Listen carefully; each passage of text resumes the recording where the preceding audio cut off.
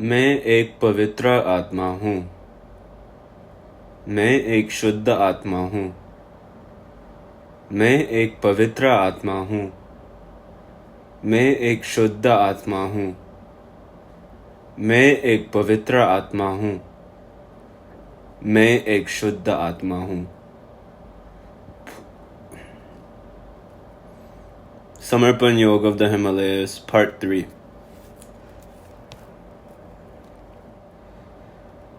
They will obtain inner experience after reaching their Guru's sphere. Your life itself is the beginning of a new spiritual revolution.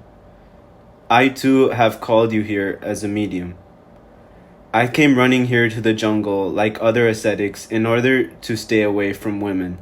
But I have realized after performing meditation that we see differences amongst men and women only as long as we remain at the physical level. There is no difference between man and woman once you reach the inner soul level. But I have received this knowledge only after coming here and after experiencing it. Paramatma resides inside each of us in the form of a soul.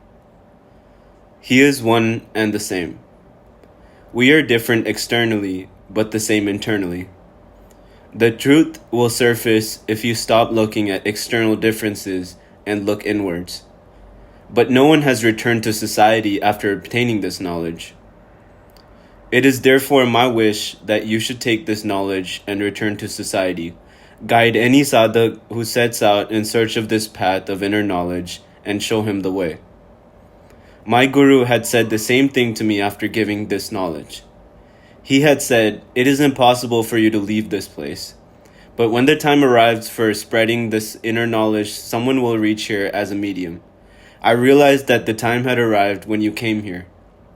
But this has been such a long wait that I often felt that perhaps my life would come to an end as I waited. But it is good that you have come. This is an auspicious indication. In general, man's basic nature is to learn negative things more easily because they suit his nature. But it takes time to learn positive things. It takes longer because those things are contrary to human nature. That's why the effects of negative collectivity are more easily widespread. We can obtain positive collectivity only at the Guru's lotus feet. I don't mean some ordinary Guru's feet when I talk about the Guru's lotus feet. By Guru's lotus feet, I mean the lotus feet of a self-realized saint who has obtained the collectivity of hundreds and thousands of people, and in whose proximity one receives spiritual experiences of the soul, which can be obtained by every individual. Such gurus are rare because they are able to perform their work only in their last birth, and all their other lives are spent in meditative practice.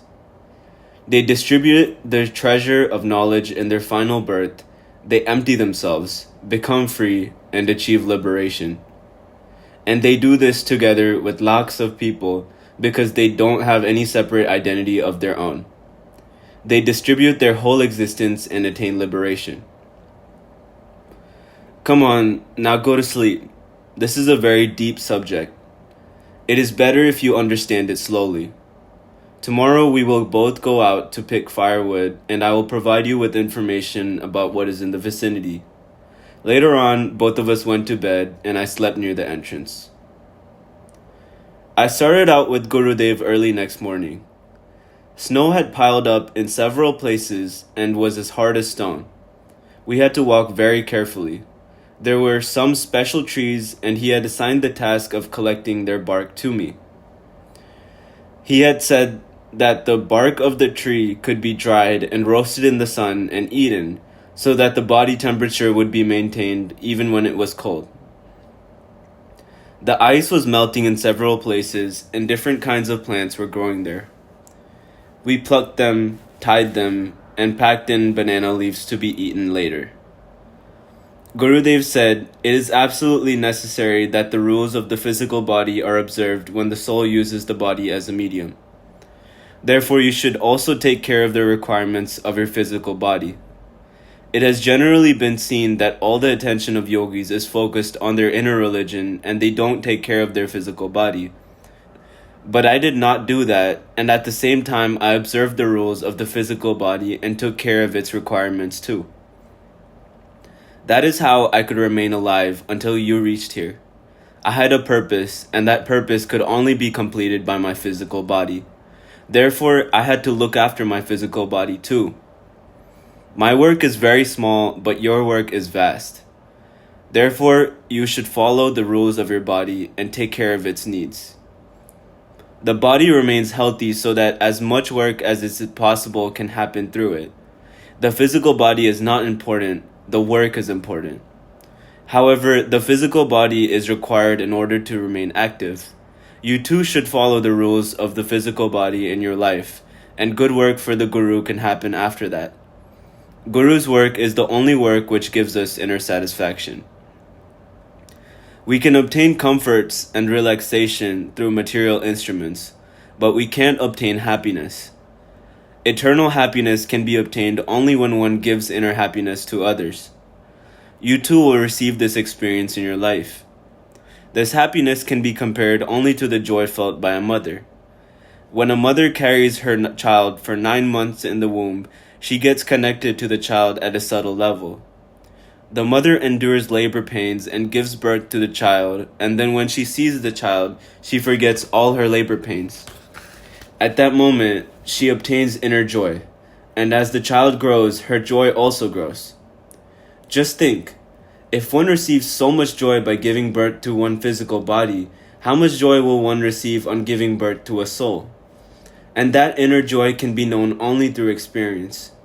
The more joy you give to people, and the more souls obtain this joy through your medium, the more eternal happiness you will obtain. This is because the earth is round, and whatever we give to others is returned to us manifold. We collected some broken twigs and branches as firewood. We couldn't come here again and again because the atmosphere inside the cave was safe and the external atmosphere was quite cold. We needed to walk continuously in order to maintain our body temperature. Strong winds were blowing outside and we had to return to the cave by nightfall. The strong winds indicated a definite direction. Pigeons could be seen in large numbers in this place, and I had made friends with one particular bird. I had developed affection for this bird because wherever I went, no matter how difficult the place, this bird had always remained with me. I had previously seen this bird as one of a pair. It was present with me at all places. It would be present in warm places and also in cold places. These birds are used to living in deserted places. They are generally either slate-colored or brown, but they are also found in combinations of red, black, and white colors. They are also called doves. I would often see this bird in temples during my childhood. I would therefore call it a messenger of God, Devdut, and from that time onwards, it had always stayed with me, and I felt a lot of affection for it. I did not realize how the time passed with Gurudev. Sunrise and sunset would follow each other in harmony. Everything was moving at a particular speed. My Gurudev always performed meditation while sitting before a large stone, which was his Gurudev's meditation place. He would say, "I can experience my Gurudev's consciousness even today in this stone. The stone doesn't have any shape. There's no image made out of this stone, but I still get the experience of my Gurudev's consciousness through it. This stone has special characteristics. It is made up of extremely tiny particles, and therefore there is a collectivity of lakhs of particles in the stone. These particles are even more fortunate than I, because they have received Gurudev's proximity. They have received more proximity than I have received, and these particles of stone have preserved it up to the present time. It is said that stones are lifeless, but they receive the proximity of a living Guru, they preserve his proximity. The stone has also internalized my Gurudev's pulsations. You will receive this experience if you go and sit near it for a while and look at it with a feeling of surrender." Gurudev made me sit before the large stone after saying this. I sat in the yogic posture of Vajrasan. I had stretched out both my hands in front of me, and both my hands began to receive the experience of consciousness, especially the fingertips, and then the pulsation spread all through my body. I experienced a wave of consciousness rising beneath my spinal column and flowing upwards.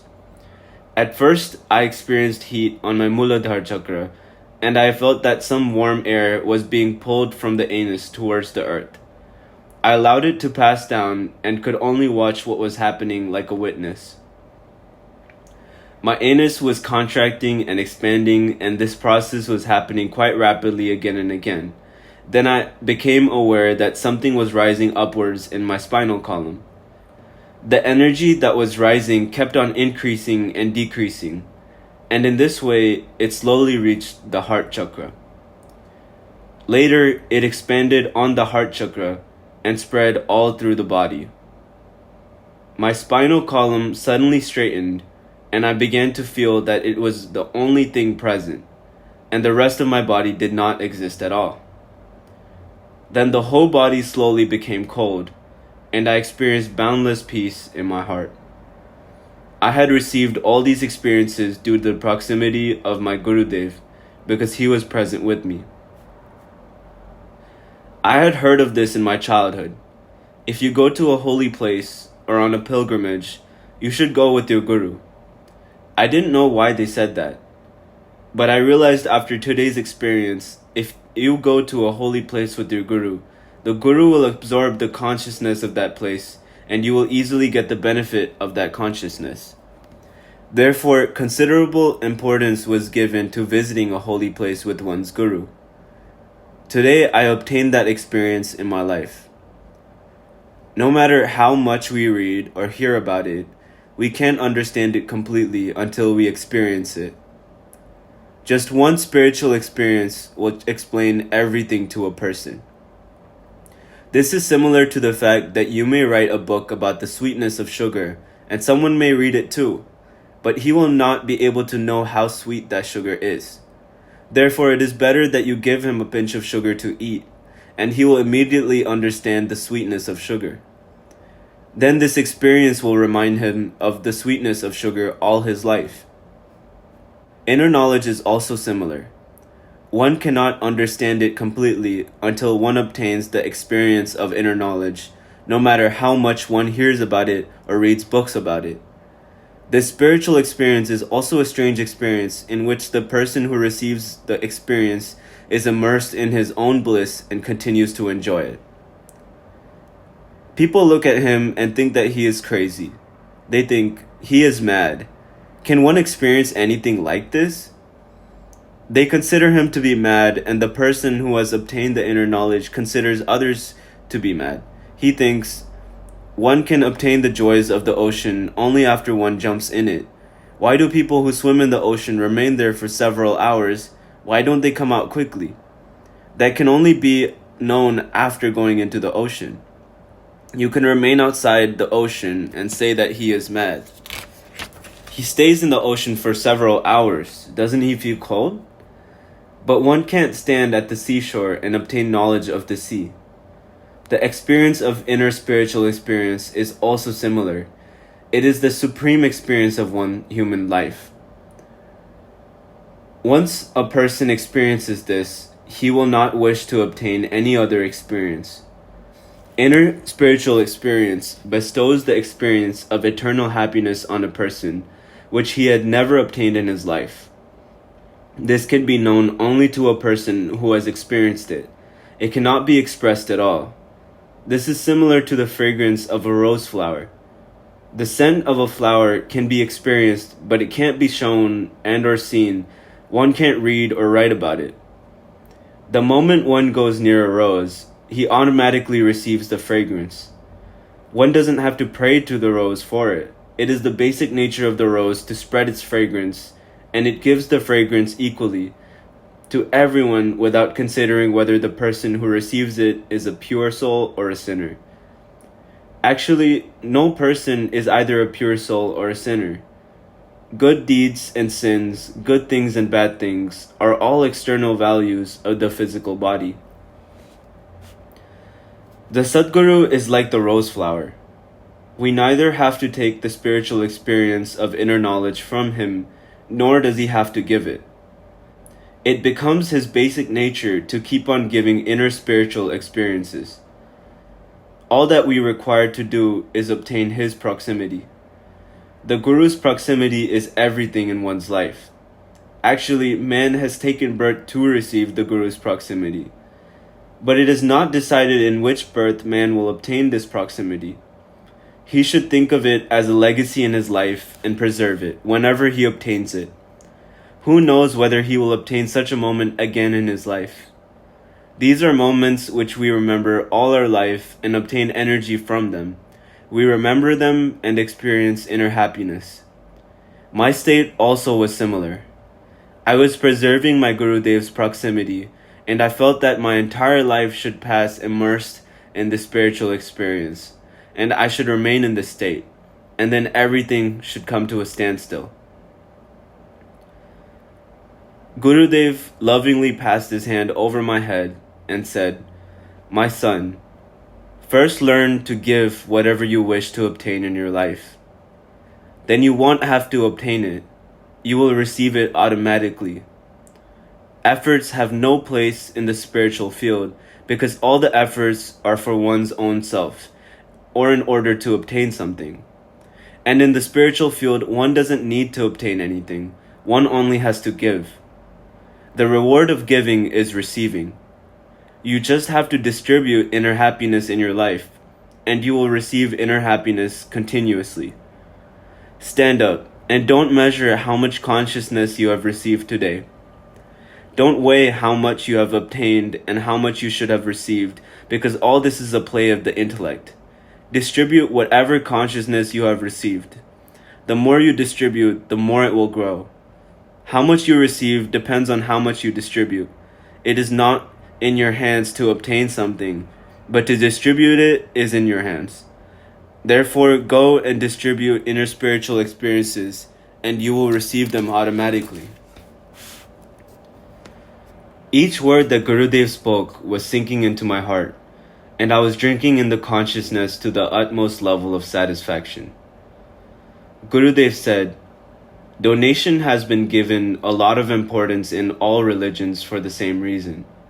In reality, to give donation does not mean to give money, clothes, food grains, etc. These are materialistic tools through which man expresses his feelings. Actually, the purpose of charity is to produce good feelings towards everyone. But it is easy to express the desire for inner feelings through material objects, and so man does it through the medium of objects. However, what is important is to have good feelings towards everyone. There is a feeling of inner purification in donation if one really considers it. Spiritual progress is possible only after one's inner self is purified. The first and last step in spiritual progress is distribution. The only difference is that of material objects and inner spiritual experience. The time has arrived now, when inner spiritual experience can also be distributed. All this happens continuously within the wheel of nature. Morning unerringly follows night, and this process is somewhat similar. Speedy movement will be important in the future. This means that whatever task you take up will be performed fast.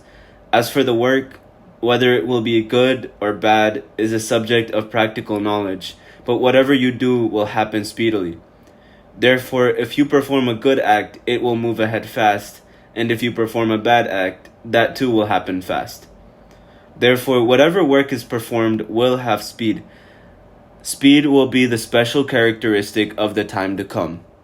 On the one hand, the positive energies will perform positive work, whilst on the other hand, the negative energies will perform negative acts.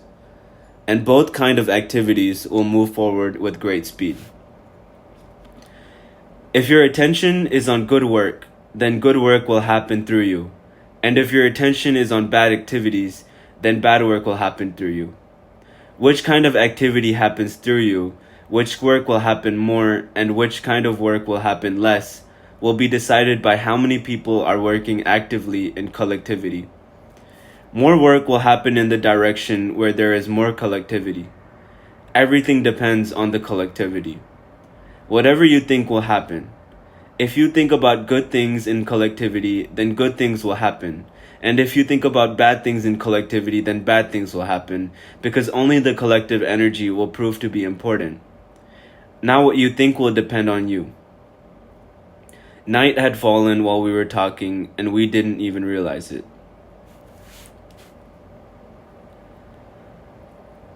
One generally doesn't find such big trees in these parts, and it is surprising how the particular tree was found there. When I looked at the trees from a distance, I felt that some sage was seated there in a meditative posture. I don't know what kind of tree that was, but that was definitely a rare tree. I had never seen such a tree in my life. The width of the trunk was also rare, and it was as large as a banyan tree and as tall as a chinar tree. Its leaves were quite tiny, but it was very attractive, and its roots served as a doorframe for Gurudev's cave. Birds also felt quite safe in its proximity.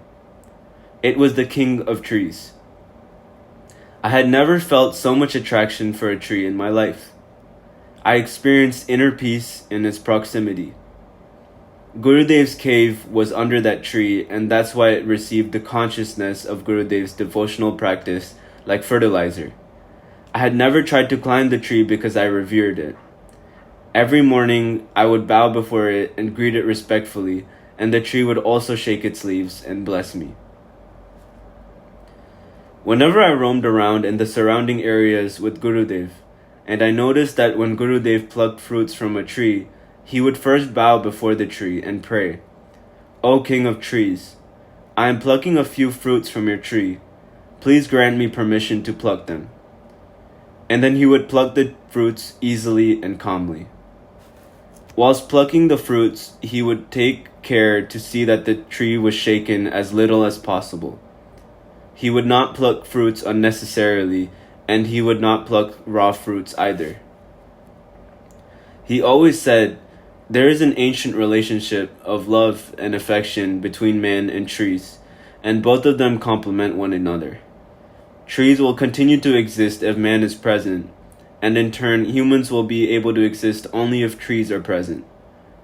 Nature has its own cycle, and everything happens in a natural form within it.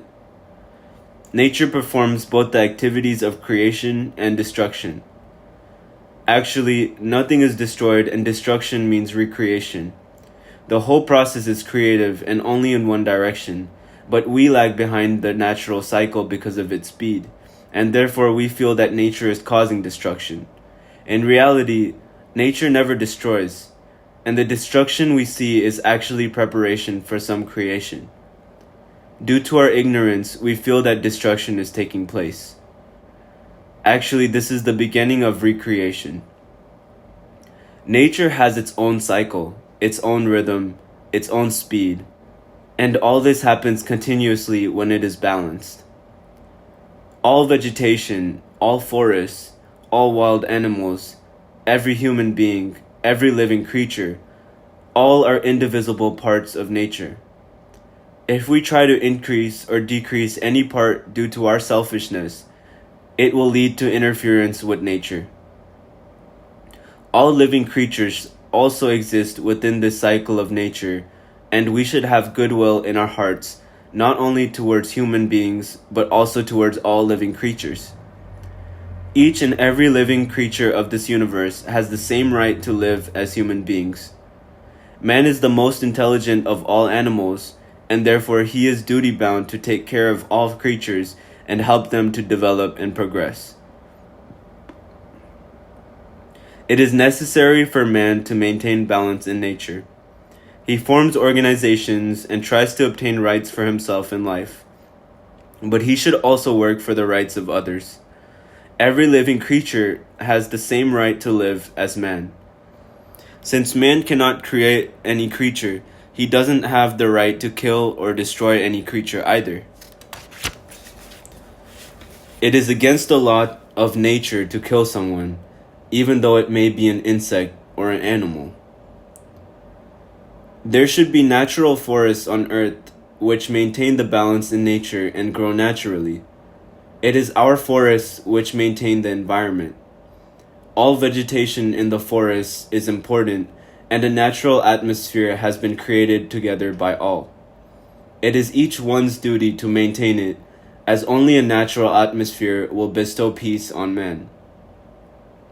Natural peace is the music which a person hears after he surrenders to nature. Man can never create it.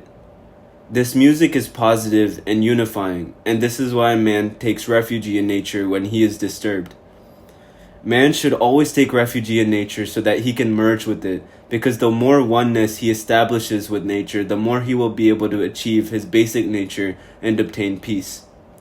Sages and ascetics go to the jungle to obtain the same natural peace.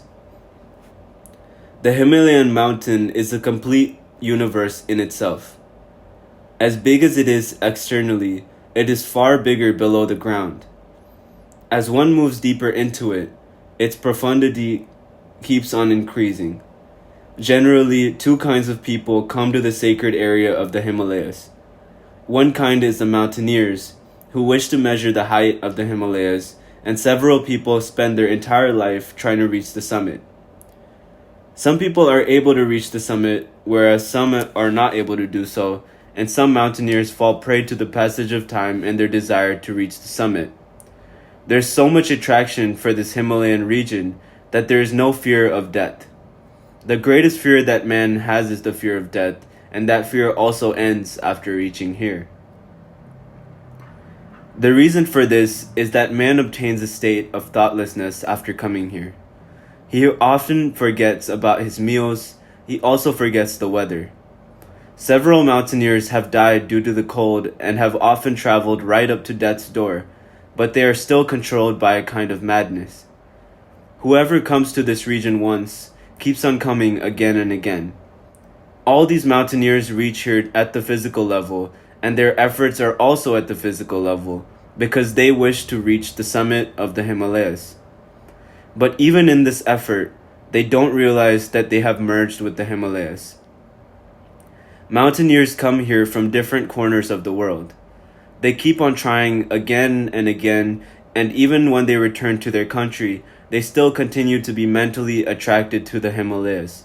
Such is the attraction of the Himalayas. They often have breathing problems at the higher levels because of the less oxygen. It often happens that due to this reason, they don't return to their base safely even after reaching the summit. Everything has its own practice, its own devoted practice, and man needs to know how to merge with nature for all this. A person who has merged with nature can keep himself safe even in adverse situations. On the one hand, there are such kind of mountaineers, while on the other hand, there are meditating yogis. Man runs towards Himalayas whenever he has the desire to know the truth. The main reason for this is any yogi who has come to the Himalayas has become one with the Himalayas. No one has ever returned to this society. Jai Baba Swami, Jai Atmeshwar.